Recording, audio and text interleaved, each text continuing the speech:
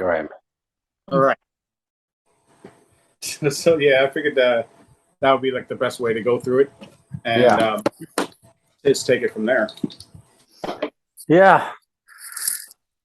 So intro. What would you think?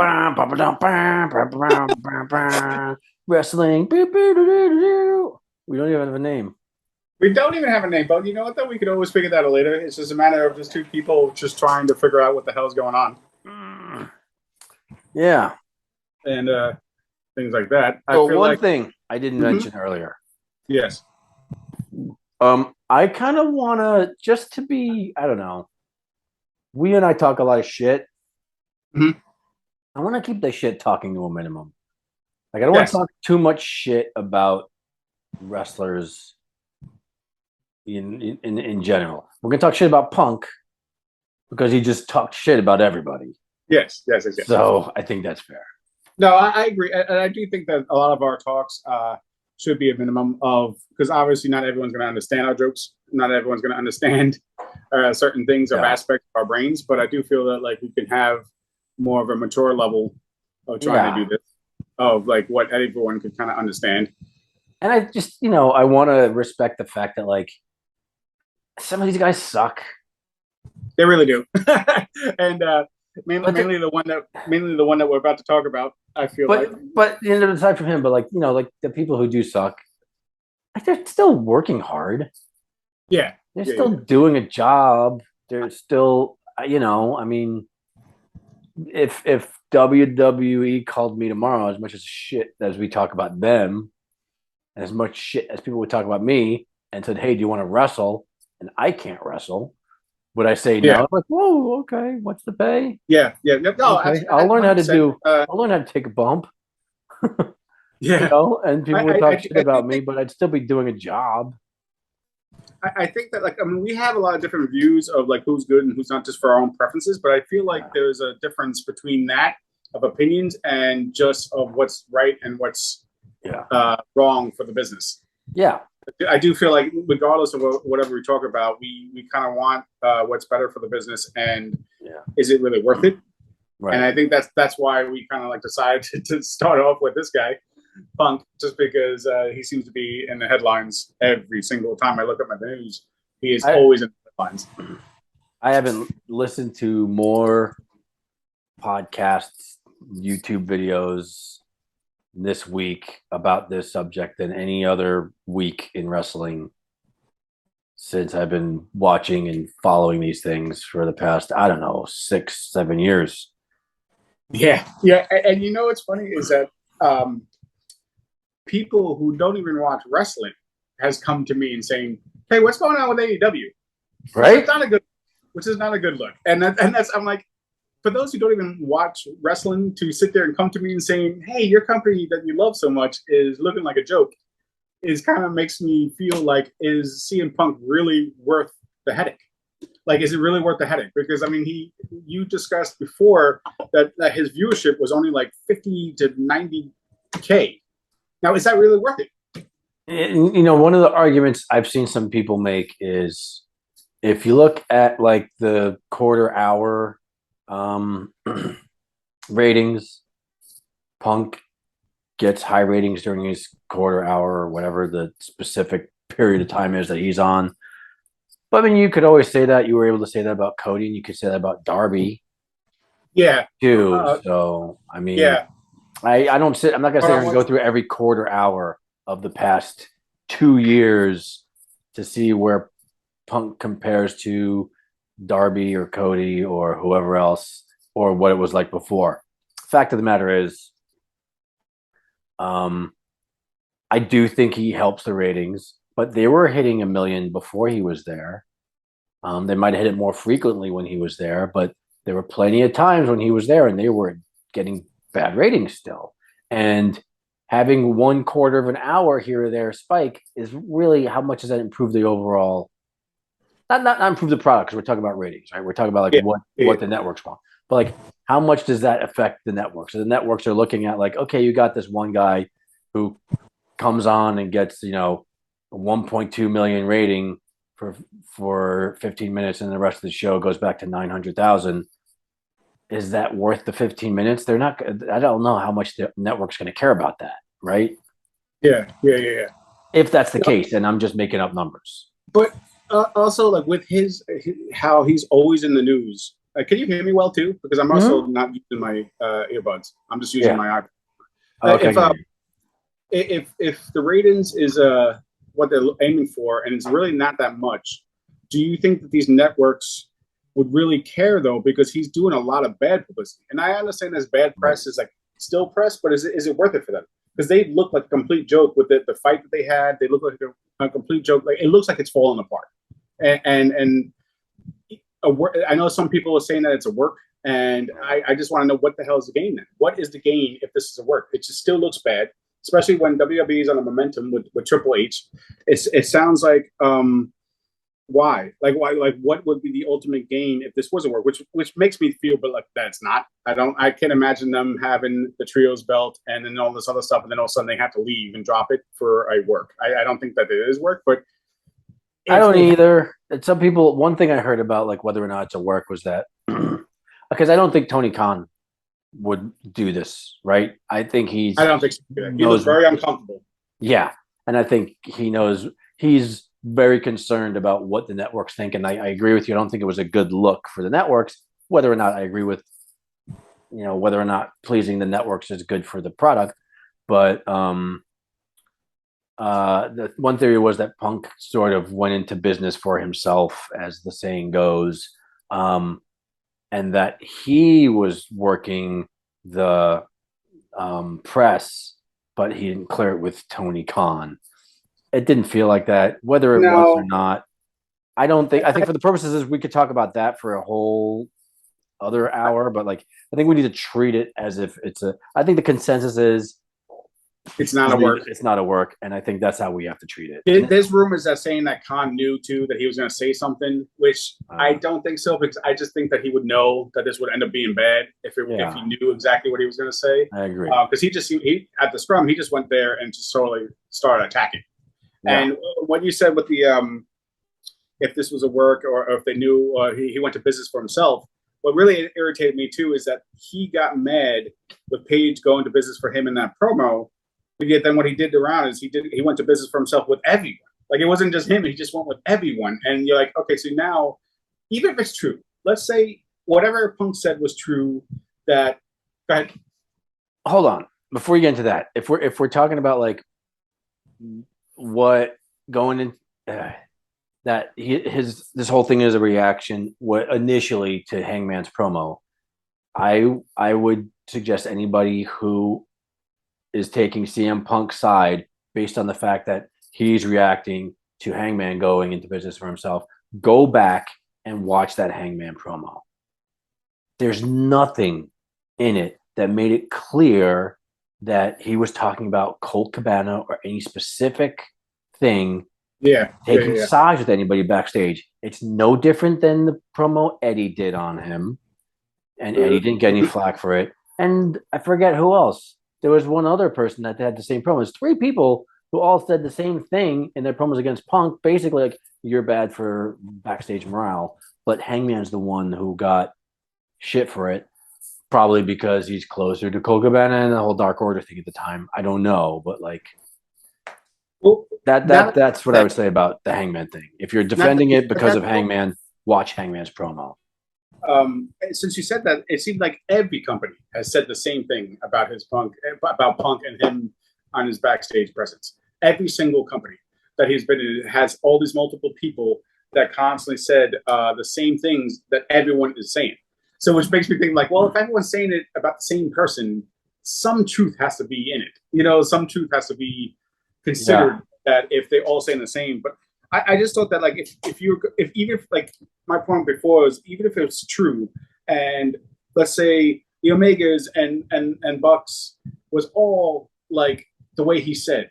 What I don't understand though about that is even if it was true, the way he came across it, you should have known that that was bad for what the business looks like. So even if everything he had some truth in it, he just made the whole instead of going behind the stage and saying, "Hey, let's fix this." He totally did it a whole like he just went and attacked everyone Yeah. and it just made the company look like crap. So even if it's true or not, or what he said, I just don't understand what the gain is from this. I really There's don't. no gain. Well, I mean, I guess maybe the gain is everybody's talking about it. It Um, is, but that doesn't last. there's no gain that was intentional. I think there's some gain from this in as much as you know, AEW has felt kind of like it's been on a downward trend for the past, I don't know, maybe 6 months, maybe longer. Mm. Um, and that this whole incident, the scrum followed by the brawl, kind of made them hit rock bottom, and I feel like have had to like reevaluate and recalibrate, and they might benefit from that in the long run. I mean, we saw Moxley's incredible promo on Wednesday, universally praised. I'm sure That's Jim Cornette had something bad to Yeah, say about it, but and that's got to be another podcast or segment just because of how good Moxley is. But yeah, go ahead. any benefit I think is from like just having to sort of, reevaluate. You're forced into a situation now. I think somebody like Tony Khan, who wants to tread very lightly and be very diplomatic, is now pushed to the point of like, okay, now you have to do something.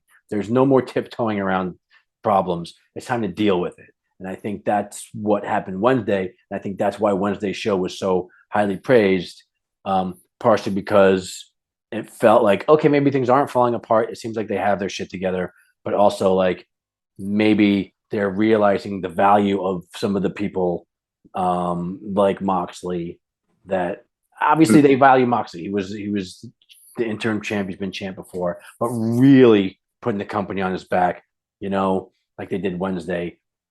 Maybe that was the best thing. He was, he's somebody who's, I don't know, I feel it's just like a lot more mature and a lot less divisive. Yeah, and to your point, that was another thing I was thinking of before is that when Punk came in, the whole atmosphere seemed like it changed. The whole atmosphere seemed like it changed in AEW, where like you could tell when he was injured the first time and he was out that people were actually seemed like they were enjoying themselves. They had more airtime. They enjoyed themselves. It just felt like a different atmosphere, and you could tell that on Yeah. Wednesday too. When they said, okay, we have to step it up because now is our time to shine because hey, this guy's out that they because he pushed he was on every show. There was sometimes he was on 2 or 3 segments. Yeah. It killed airtime for a lot of people. It killed airtime, so people were probably there's in the backstage. It's like, okay, here's this guy who is causing a ruckus. He's not well liked for a lot of people. I'm not saying he doesn't have any friends, but I'm saying he's not well liked with a lot of people because of the way he comes across.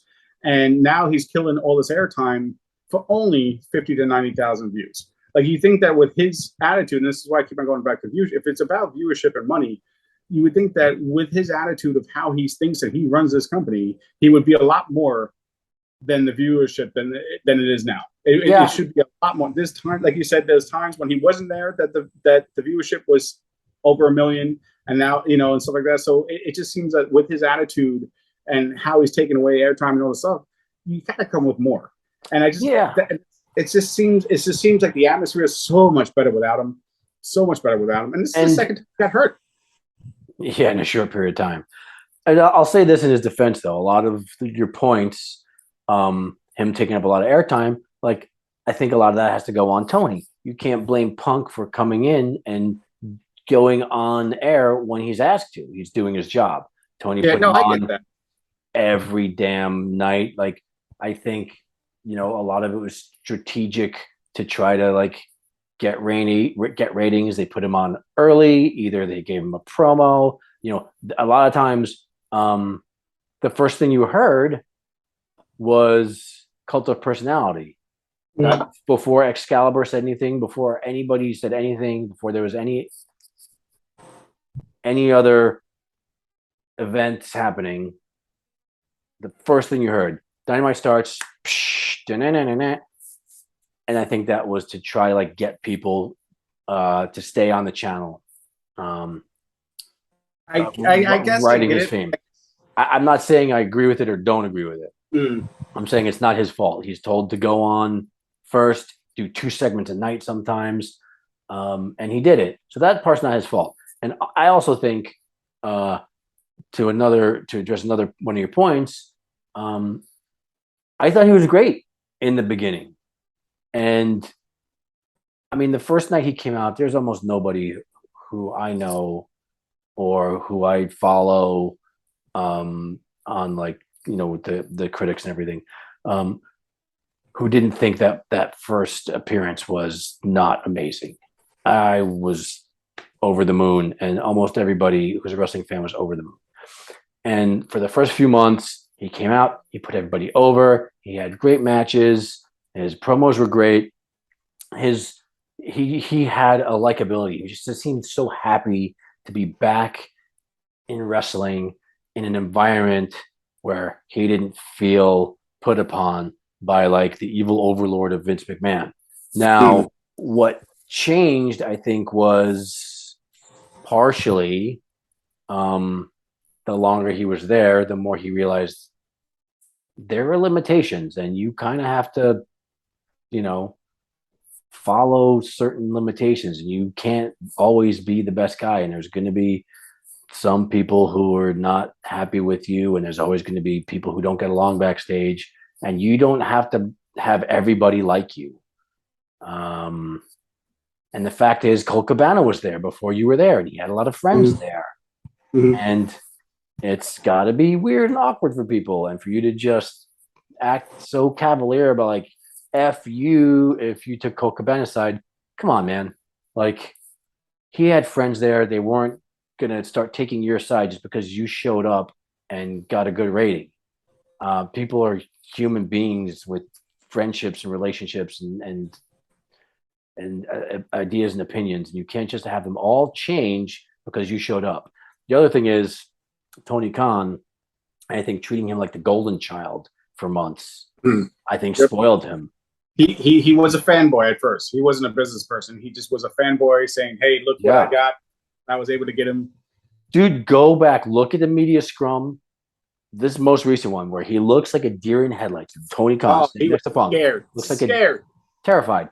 And look at the media scrums from the previous pay-per-views. He looks like a fanboy. He's like glowing. He's just so happy to be sitting next to CM Punk, and I brought him in here, and he's just so proud to be a part of this new chapter in the CM Punk story. And I think that was a problem. And he's sitting there bigging CM Punk up every chance he gets. Every critic, every press question that had a degree of criticism, he would jump to his defense. This guy makes us more money than everybody. And Punk is just sitting there hearing it, and just like Tony Khan just sitting there with the air pump just inflating his ego every time. And the other thing is, sorry, now I'm just like, got some momentum. The media scrum itself, like, I don't think people think about the importance of who gets invited to the media scrum and who doesn't. Like, it was a big thing when, like, for example, Jade was invited and Thunder Rosa wasn't. Thunder Rosa's the champ. Jade is a mid-card champ. Why is she invited to the media scrum? And Thunder Rosa's not. Now, that might have something to do with the networks wanting Jade to get a push. I don't know the whole story. But it definitely looked weird, right? And Punk being on that media scrum after every pay-per-view when half the other people are not invited, 90%. Who's invited every time? Almost nobody. Punk is. Yep. Even if he didn't wrestle, this is what I get. Like, even like he was on, even when he didn't wrestle on like Friday night or Wednesday night, he would just show up just to say the same old story, just to get his name. And I get it, you're trying to do ratings, but with that scrum, what, like, to your point, Khan really did look nervous. He only started smiling. If you haven't noticed, he only started smiling and felt comfortable when Keith Lee and Swerve came on, because he realized that whole cluster crap just left. Because he knew everything and Punk just kept on going on and on. It wasn't even just like getting his point across. He went on and on and on. And then after a while, you're like, and Khan, there was one point, Khan just kept on like sipping his drink, and he took like 20 sips like right away, because he was so nervous. He didn't know what to do. So he just kept on sipping, and like, I'm like, okay. You could tell that he was nervous as hell, but he couldn't stop him. I just think because he was so great that he has him there, and like the fact that Punk, one of the things that Punk said in that scrum that really, really like I thought I took a notice is that he said, "I'm trying to run a business." He legit thinks it's his business. He legit think that all. So when he say that, you're like, don't tell me then on another promo that you did on like Friday or Wednesday saying, oh, all these guys and this and that, blah, blah, blah. And you're saying all this spiel on TV. But then when you're at the scrum, you're like, I'm trying to run a business. That doesn't sound like someone who's trying to go for all the people. It sounds like someone who's egotistical saying that everyone's watching because I'm here. It wasn't the case. You didn't get that many viewerships because you're here. So, you know. And the company was there before you, bro. Yeah. And I feel like Cody realized how things were going down because this was, I think the reason why it blew up in the face is not that Punk, I'm not saying Punk is the reason for everything in the background. I'm not saying that. But he escalated so much because we heard multiple things happening behind the scenes that was edging up to this. And then he was just a ticking time bomb that's saying, you know what, I'm going to go full sail and just blow this place to the ground because it really did feel after that scrum and then the fight, every single news, every article you read, you're like, it looks like a complete joke. And so it has to not be a work because he said, why would there's no gain for that? And it just really looked like Khan was like, he is not, like you said, he's trying to be everyone's friend. He's trying not to run a business. And you're like, you need help. You need to have some kind of control. And I don't think Punk is going to be a person that get control. So is it really worth it? Like, is it like this is the second time he's hurt? Another point too is he's hurt for 8 to 12 months. Now he's suspended, took his belt away. He would have gotten that anyway, taking his belt away if he was hurt for 8 to 12 months. Yeah. So what's the point? What's the point of the suspension? Does suspension start? Is he suspended? They say he was suspended, or they can't do anything about it because of legal actions because he's hurt. So you can't fire him. You can't. I don't think you can suspend him because he got hurt on the job. So so therefore. So what does that mean, though? He was going to be out and strip the title anyway for 8 to 12 months. So does it really matter? Does any of this matter? Because by 8 or 12 months, people are going to forget all of this. And what, he's just going to come out and then all of a sudden act like nothing ever happened? Right. You know, how are the people who've been busting their butts for months after months after months, and then all of a sudden, like, okay, like Mox comes in from vacation. He gets a call 2 days before he was supposed to go on vacation saying, hey, you have to be on the air. He saves them again. And I guarantee you, he's just going to sit there and lose to lose to MGF probably, but that's besides the point. But these are the people that's saving your company. Punk didn't save his company. You have people like Mox and Jericho and Brian, who's behind the scenes helping out people and trying to actually get people over. I don't see that with Punk. I haven't seen him get anyone over really. Well, I know early on, I think he did. That's who what he didn't lose he didn't lose a battle. He didn't lose a fight. So who is he? The only one he lost to was Mox when he got destroyed that one time. Did he lose to MJF? No, I think he lost to MJF. I think it was like a weird. He lost. He did not. I don't think. I honestly don't. It could have been maybe like someone. It was interference, but he did not lose. He did not lose a battle. No. So I'm not. I don't. And like I said, I know you said like he's putting people over and he cares, but I don't see that. I see that someone who's egotistical saying that this is all about me. And by him saying, I'm trying to run a company, that's what it sounds like. That's what it sounds like. That he's just like, okay, this is my company. Tony Khan's my little puppet. You know what I'm saying? And Tony Khan's going to let me do whatever I say. So let me just say F Cornette, not Cornette, but F Cabana, F Omega, F the Bucks. And then if you notice with the scrum, he just kept on going on. Even before he left, he was eating donuts. And he goes, all right, see you later. And then all of a sudden he went back on and said F a couple more people. And you're like, really? Did you have to? Like, did you have to sit there and like, I mean, you know? The whole content of that interview, whatever you want to call it, I mean, basically was just him ranting the entire time. It didn't matter what anybody asked. Either he was leading them to like, I forget who it was. He basically led the guy to like mention Colt Cabana, so then he could go off about Colt Cabana. Somebody would ask a question about something else, and then he would just go right back into back on. And I don't think he said the Bucks and Omega, but he said the EVPs. It was obviously yes. Yeah. We know who he was talking about. But he said Paige's name right out of the bat too. Yeah, Paige and so Cabana. It's kind of like, so he called out 4 people. Yeah, you know. So pretty much in the end game of our rent, because we've been talking about this a lot since it happened, is Yeah. do you even think it's worth it? Do you think it's worth it for him to actually be there and not get No, fired? I don't think it is.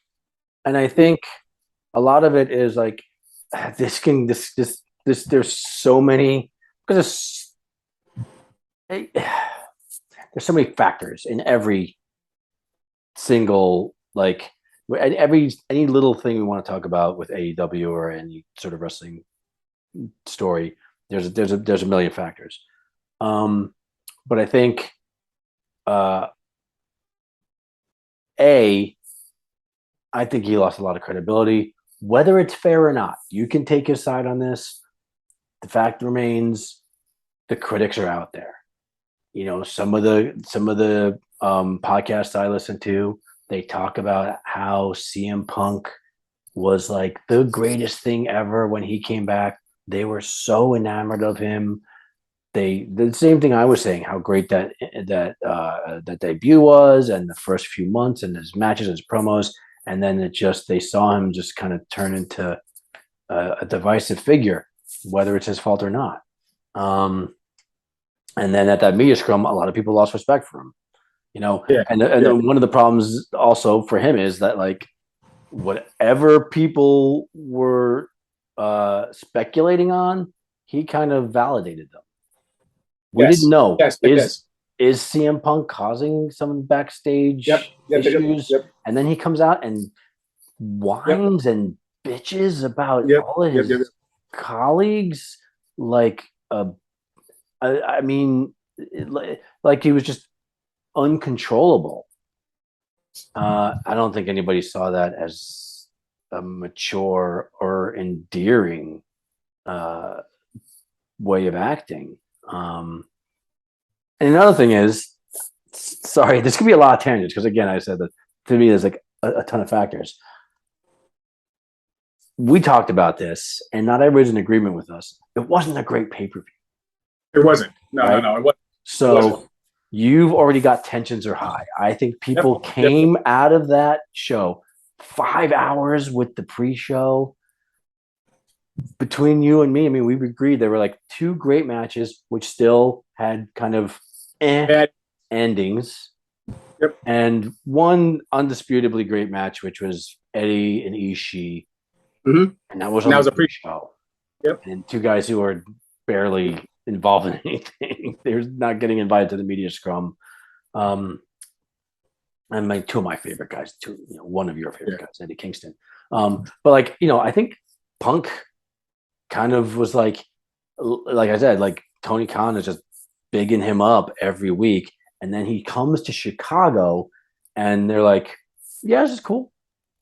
Like he got a good Yeah. reaction, but he didn't get that reaction No, he it wasn't actually wanted. what I don't think it's what they want at all. Um, No. my when I sat there and thinking like, is he what now? I was never really a huge fan of him anyway.